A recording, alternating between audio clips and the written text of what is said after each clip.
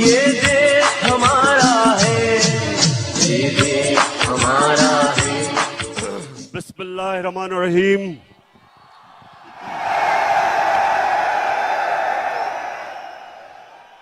अल्लाह तेरी इबादत करते हैं और अल्लाह सिर्फ तेरे से मदद मांगते हैं।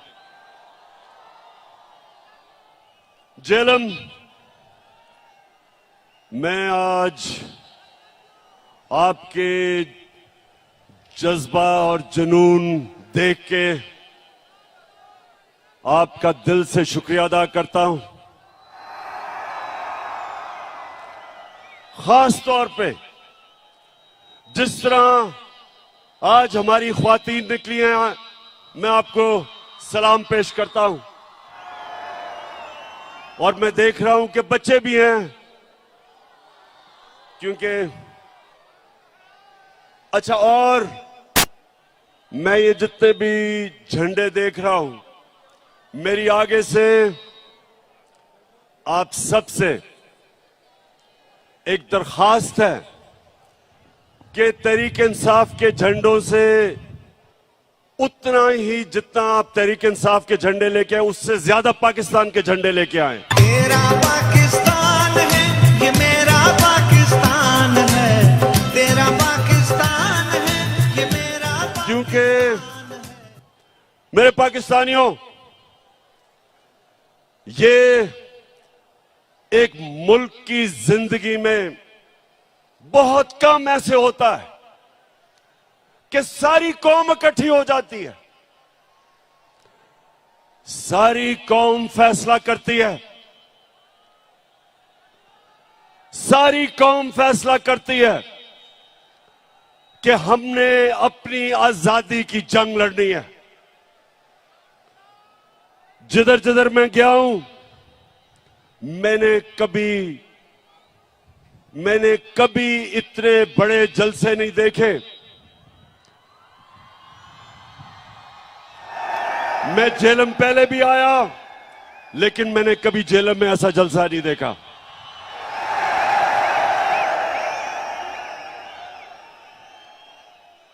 और जेलम उसकी वजह कि अल्लाह ने हमारे पे खास करम किया है। नौजवानों, गौर से सुनो, कुरान में अल्लाह कहता है कि एक प्लान इंसान बनाता है और दूसरा अल्लाह बनाता है। जो प्लान बनाया गया था, साजिश बाहर से हुई। एक डोनाल्ड लू, अमेरिकी अंडर सेक्रेटरी, हमारे अमेरिका के सफीर को बुला के तकब्बुर में उसको हुक्म देता है कि अगर पाकिस्तान ने इमरान खान को अदम एतमाद में ना हटाया तो पाकिस्तान के ऊपर बड़ा मुश्किल वक्त आएगा। और फिर साथ कहता कि अगर पाकिस्तान ने इमरान खान को हटा दिया और चेरी ब्लॉसम को ले आए तो सब माफ कर दिया जाएगा। और फिर सारी साजिश होती है, यहां के मीर जाफर और मीर सादिक उसमें शिरकत करते हैं। 22 करोड़ की 22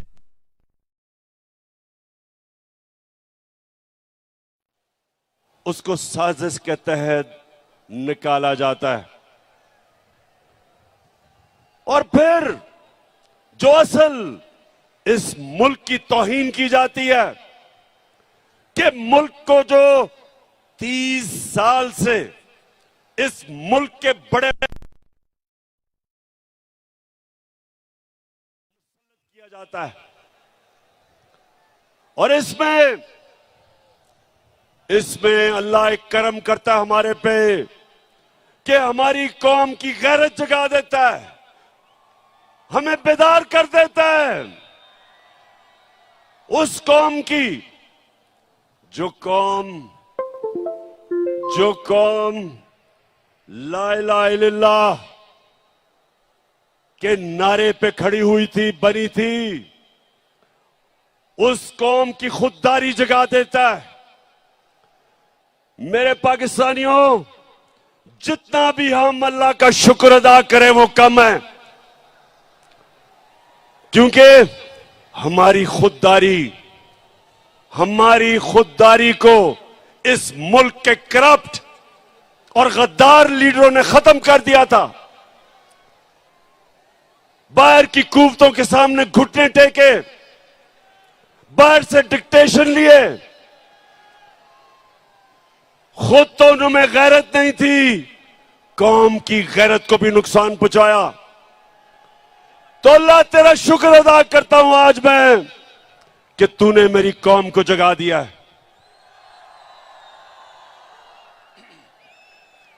26 साल से मैं कोशिश कर रहा था कि मेरे मौला इस कौम की खुददारी को जगा। ये वो कौम थी जिसका नजरियाती लीडर इल्लामा इकबाल था, और इल्लामा इकबाल ने सारी उनकी शायरी एक ही चीज के लिए थी कि जो गुलाम मुसलमान कौम थी उनको जगाने की कोशिश की। और हमारे नजरियाती लीडर इल्लामा इकबाल ने कहा कि उस रिस्क से मौत अच्छी है जिस रिस्क से आती है परवाज में कोताही। इस नजरिए पे पाकिस्तान बना था। और ला इलाहा इल्लल्लाह, ए अल्लाह तेरे सिवा हम किसी के सामने नहीं झुकते। तो जब बैरूनी साजिश के तहत चेरी ब्लॉसम बूट पॉलिश को ऊपर बिठाया तो कौम जाग गई। और आज मैं देख रहा हूं कि पाकिस्तान को एक कौम बनते हुए, ये बड़ा करम है अल्लाह का।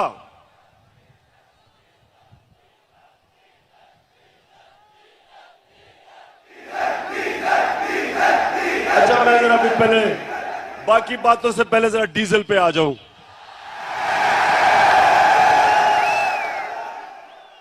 अच्छा जरा सुने, फजल रहमान भी अब उसकी भी जमात इन सारे चोरों के पलंदे में ये सारे इक्तदार में आ गए हैं, बंदर बांट हो रही है। अब ये मैंने सोचा कि फजल रहमान तो बड़ा दीनी आदमी है, तो वो आके कोई तालीम की, एजुकेशन की मिनिस्ट्री संभालेगा। उसने एजुकेशन की मिनिस्ट्री नहीं संभाली, उसने कम्युनिकेशन की मिनिस्ट्री संभाली है, जिसके अंदर एनएच है, जिसमें सड़कें बनेगी और जिसमें पैसा बनेगा।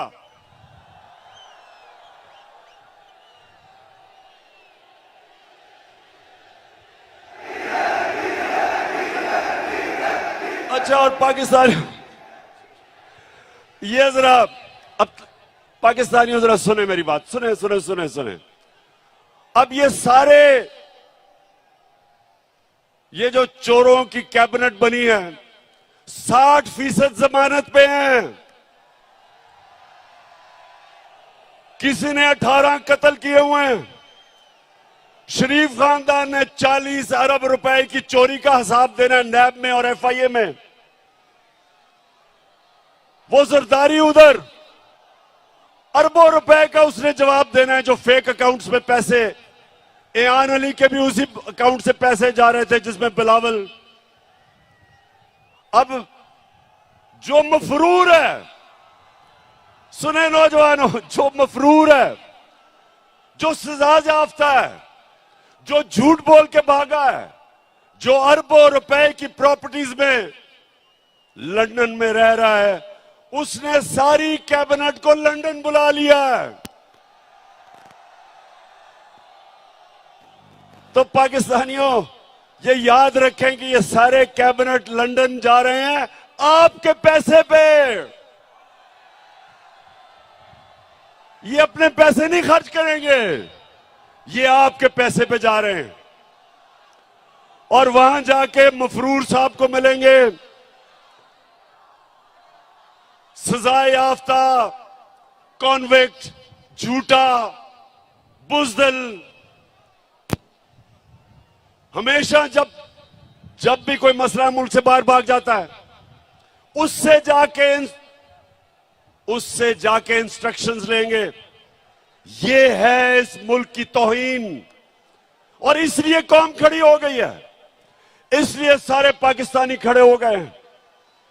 सारे पाकिस्तानियों ने फैसला कर लिया है, सब पाकिस्तानियों ने फैसला किया है कि इंपोर्टेड हुकूमत नामंजूर।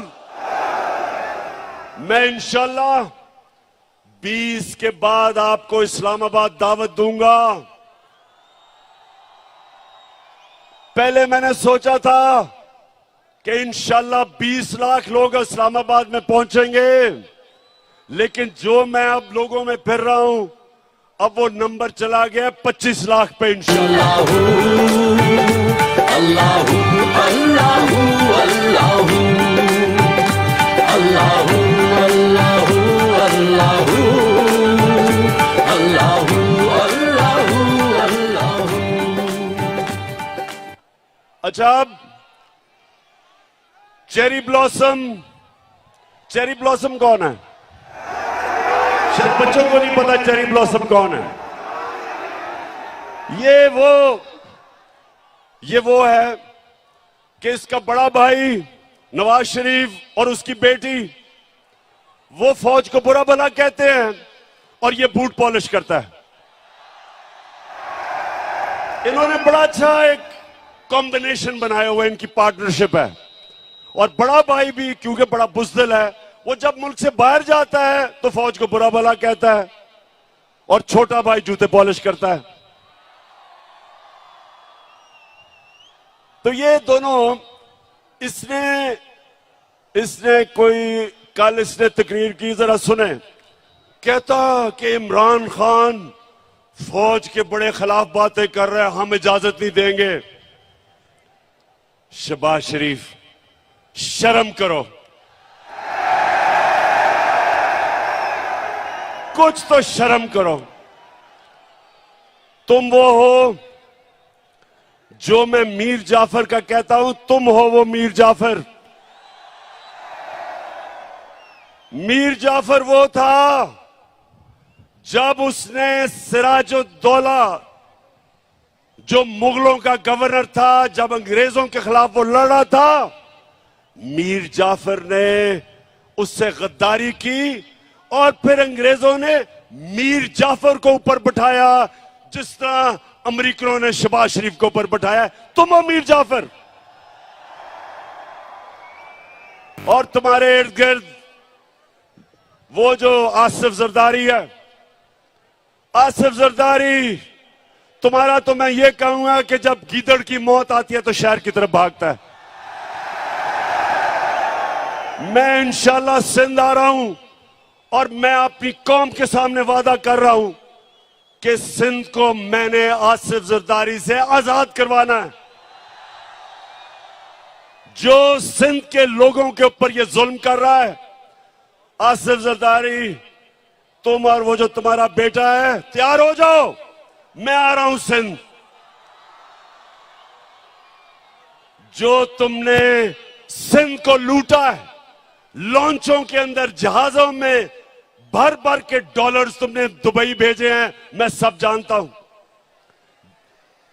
तुमने जो पाकिस्तान से बाहर पैसा भेजा है, ये जो तुम आप आ गए ऊपर, मैंने तुम्हें कहा था कि मैं जब इक्तदार से निकलूंगा मैं ज्यादा खतरनाक बनूंगा तुम्हारे लिए।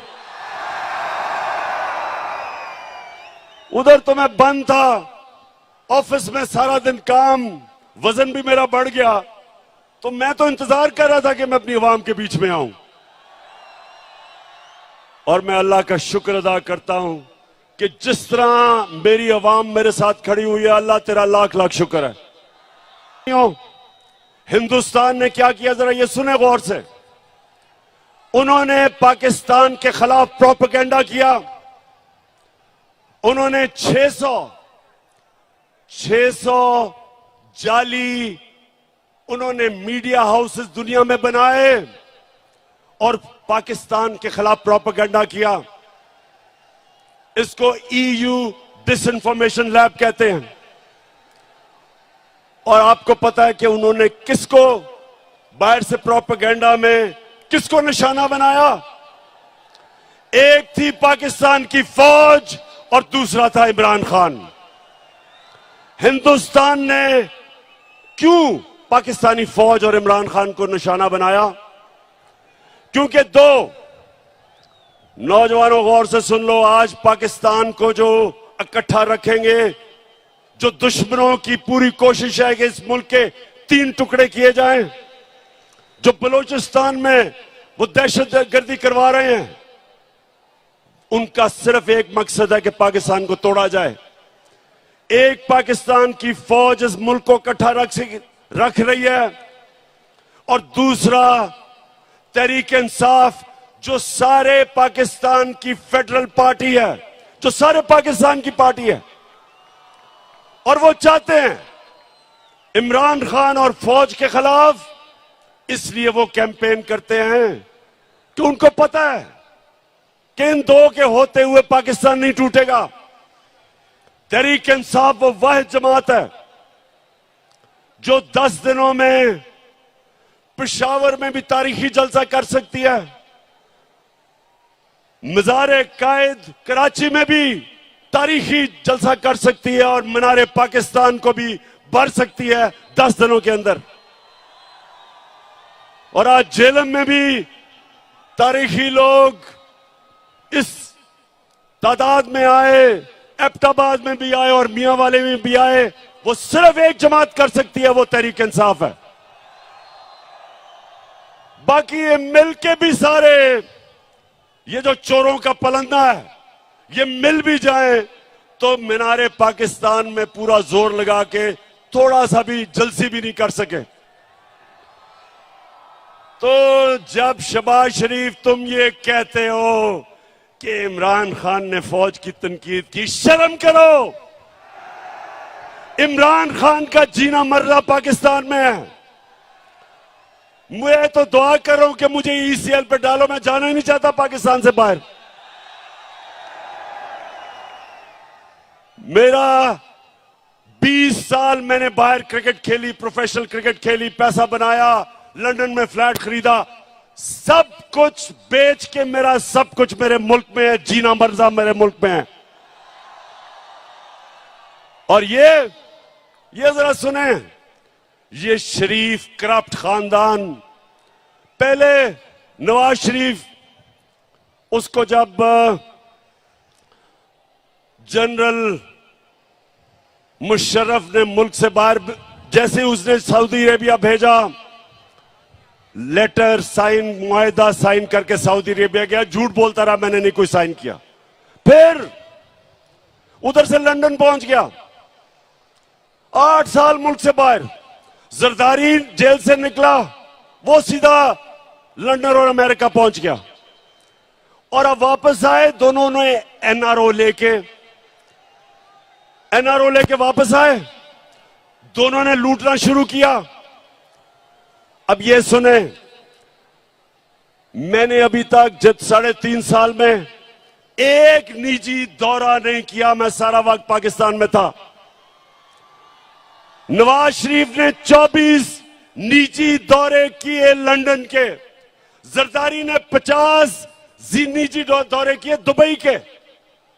यानी ये सारा वक्त हुकूमत तो पाकिस्तान की करना चाहते हैं, पैसे बाहर हैं, बच्चे बाहर हैं, ईदें बाहर हैं, इलाज बाहर है, बैंक अकाउंट्स बाहर हैं, प्रॉपर्टीज बाहर हैं। और तुम शहबाज शरीफ कह रहे हो कि इमरान खान फौज के खिलाफ बात कर रहा है। तुम्हारा जो नवाज शरीफ था, हिंदुस्तान में जाके पहले तो मिला, जब नरेंद्र मोदी के भागा गया उसके जूते पॉलिश करने, तो कश्मीरी हुर्रियत लीडर्स को ही नहीं मिला, डर के उससे अपने फॉरेन ऑफिस को कहा कि कोई हिंदुस्तान की तनकीद ना हो। उधर जो डॉन लीग्स में क्या था, हिंदुस्तान को पैगाम पहुंचाता है कि जी मैं तो दोस्ती करना चाहता हूं, पाकिस्तान की फौज नहीं करना चाहती। नरेंद्र मोदी कहता कि पाकिस्तान का जो सिपा सलार है उस वक्त रहील शरीफ, कहता वो दहशतगर्द है, लेकिन नवाज शरीफ हमारा दोस्त है। मेरे दौर में मोदी ने यह क्यों नहीं कहा? वो मेरी फौज के खिलाफ उसकी जुर्रत नहीं थी बात करने की, क्योंकि मैं नरेंद्र मोदी को कहता था कि तुम इस्लाम दुश्मन हो, तुमने जो कश्मीर में किया, तुमने जो हिंदुस्तान में मुसलमानों से कर रहे हो, हम कभी तुम्हारे से दोस्ती नहीं करेंगे जब तक तुम कश्मीरियों को अपना हक नहीं दोगे। कभी नवाज शरीफ के मुंह से कश्मीर की बात सुनी? कभी शहबाज शरीफ के नाम से बात सुनी? आते साथ ही कि हम तो जी नरेंद्र मोदी से दोस्ती करना चाहते हैं।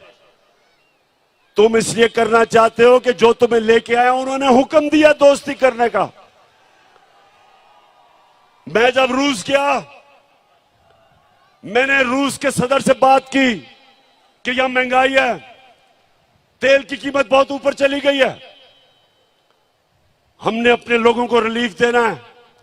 30% कम पे तेल हमें वो बेचने के लिए रूस तैयार हो गया था। 30% गंदम कम कीमत पे हमें देने के लिए तैयार हो गया था। क्या शहबाज शरीफ तुम्हारी जुर्रत है कि तुम रूस से आज बात करो और 30% कम तेल खरीदो? आपको पहले जाके इजाजत लेनी पड़ेगी उन लोगों से जो लेके आए हो। आपको उनको बूट पॉलिश करने पड़ेंगे चेरी ब्लॉसम लगा के, और फिर इजाजत मांगनी होगी जो नहीं मिलेगी आपको। हिंदुस्तान अमेरिका का स्ट्रेटेजिक एलाय है, वो रूस से सस्ता तेल खरीद रहे हैं, वो रूस से हथियार खरीद रहे हैं। तो अमेरिकन हिंदुस्तान को कुछ नहीं कहते, क्योंकि उनकी फॉरेन पॉलिसी आजाद थी, अपने लोगों के लिए थी। हमारा ये मसला है मेरे गैरतमंद पाकिस्तानियों, हमारा मसला ये रहा है कि हुक्मरान वो रहे जिन्होंने मुल्क से बाहर पैसा लेके गए, पैसे के गुलाम, कभी अपनी अवाम के लिए खड़े नहीं हुए। एक जुल्फिकार अली भुट्टो खड़ा हुआ था, उसके खिलाफ भी साजिश हुई थी, मुदाखलत हुई थी और उसको फांसी चढ़ाई गई थी। और उसके खिलाफ कौन लोग निकले थे? यही वो जो कि नवाज शरीफ की तब पहली पार्टी थी, फजल रहमान की जो पार्टी थी, ये लोग निकले थे। ये उस साजिश का हिस्सा थे जिसमें जुल्फिकार अली भुट्टो को गिराया गया और फांसी दी गई। और इंशाअल्लाह मेरे पाकिस्तानियों, एक नया मुल्क उठ रहा है, हमारा एक खुददार कौम खड़ी हो रही है। मैं ये अपनी ख्वातीन को देख रहा हूं, बच्चों को देख रहा हूं, सब निकल रहे हैं एक नए पाकिस्तान के लिए। मैं जो 20 तारीख के बाद जब मैं आपको दावत दूंगा, मैं चाहता हूं इसमें शिरकत करें हमारे बड़े बुजुर्ग, हमारे खास तौर पे दिलेर नौजवान और हमारी ख्वातीन और बच्चे भी। हकीकी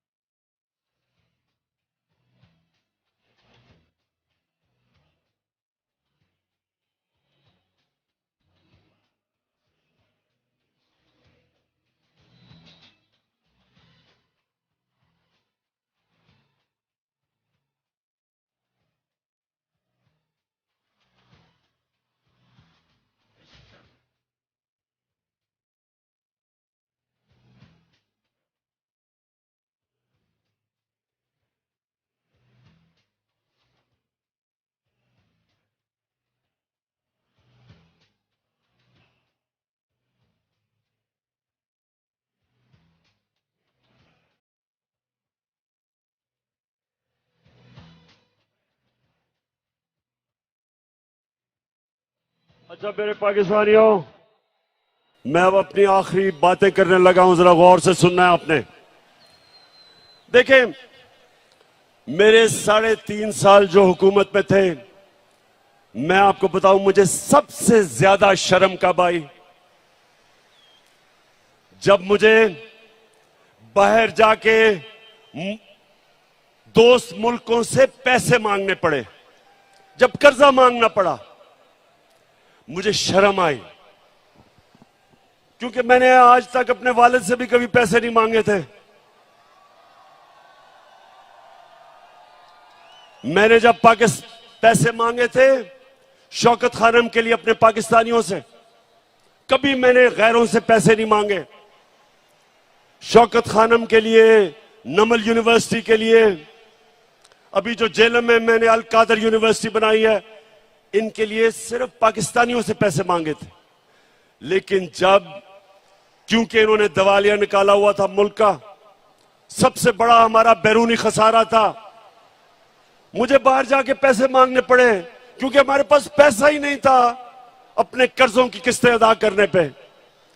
तो मैं आपको यकीन दिलाता हूं कि इससे शर्मनाक बात नहीं है जब एक मुल्क का सरबराह किसी और मुल्क के सामने जाके कर्जे मांगता है, पैसे मांगता है।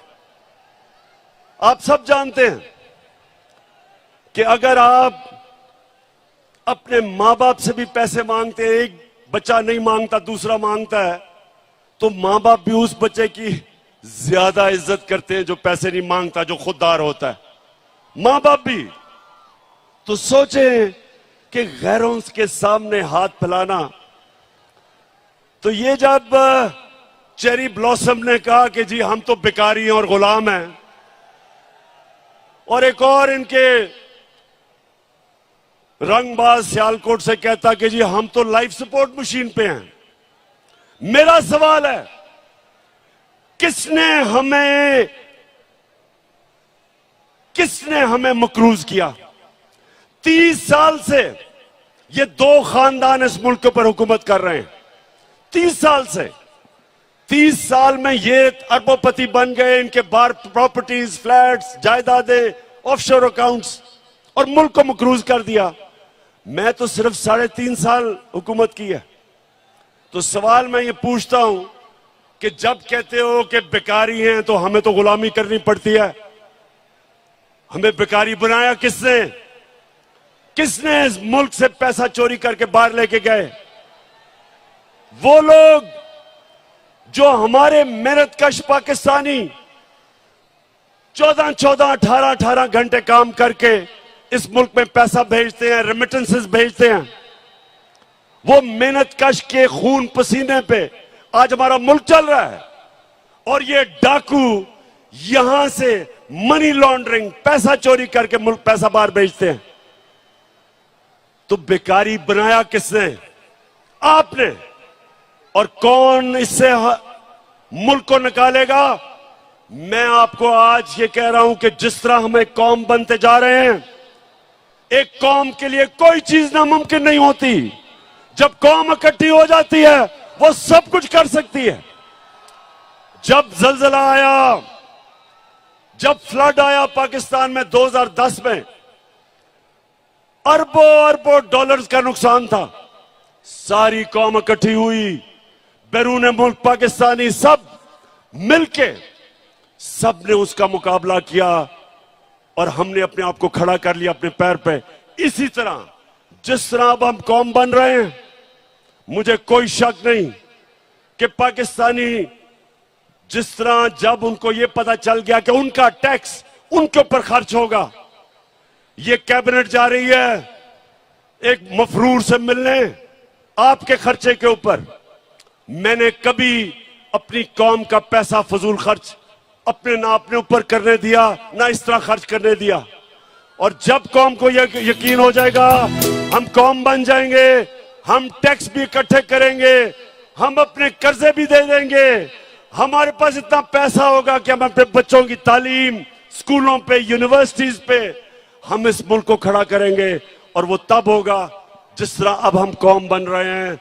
और मैं इसलिए आज जेलम आया था, अल्लाह का शुक्र अदा करना कि मेरे अल्लाह आपने मेरी कौम को जगा दिया, बेदार कर दिया, शऊर पैदा कर दिया, खुददार बना दिया, कौम की गैरत को जगा दिया।